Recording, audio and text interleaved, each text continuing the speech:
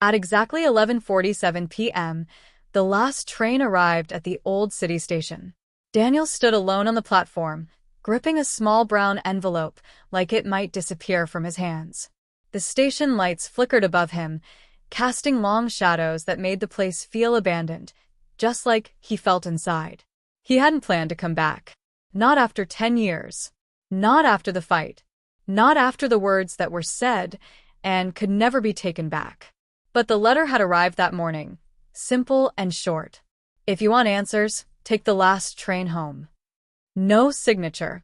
No explanation. And now, here he was. The train doors hissed open.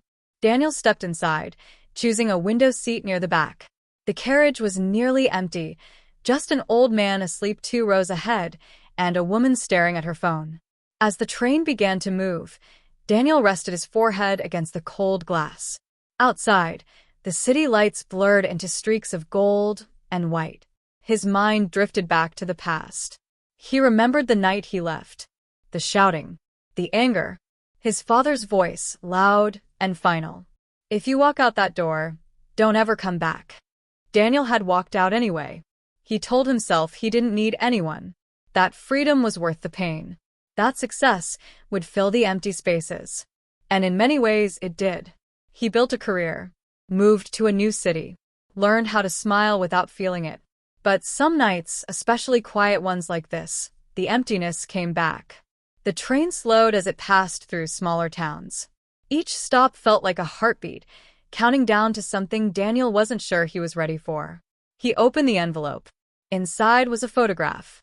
It showed a young boy standing next to an old railway sign, smiling proudly. The date written on the back was from just 2 years ago. Daniel's chest tightened. The boy looked familiar. Too familiar. The train suddenly jolted, stopping between stations.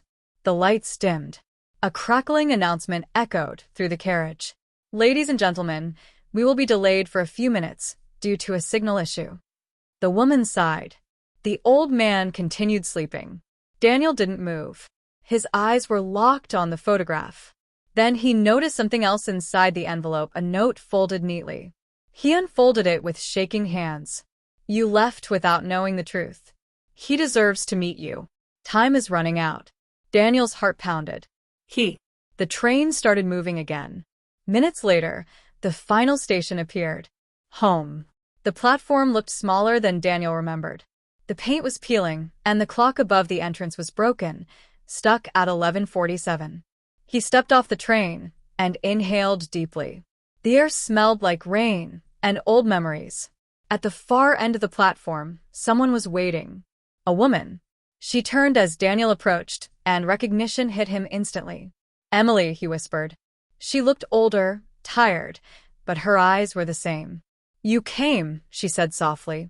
I didn't know if you would. Daniel swallowed. Who is the boy? Emily hesitated, then gestured toward the station exit. Come with me. They walked in silence to a small car parked nearby. As they drove, Emily finally spoke.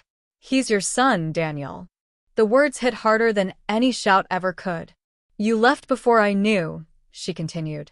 I tried to find you, but you had already moved. And then a life happened. Daniel couldn't breathe. Aiden is 9, she said. He loves trains. He waits at this station every Friday, hoping one day you'll step off. Tears blurred Daniel's vision. Why now? He asked. Emily's voice trembled. He's sick. The doctors say we don't have much time. They stopped outside a small house near the tracks. Inside, the walls were covered with drawings, trains, stations, destinations. And there, sitting by the window, was the boy from the photograph. Aiden, Emily said gently. There's someone I want you to meet.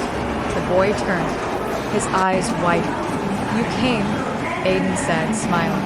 Daniel dropped to his knees, tears streaming freely now. I'm sorry, he whispered. I'm so sorry I was late. Aiden walked over and hugged him tightly. You're here now, the boy said. That's what matters. That night, as the distant sound of a train echoed through the dark, Daniel realized something. Life doesn't always give second chances.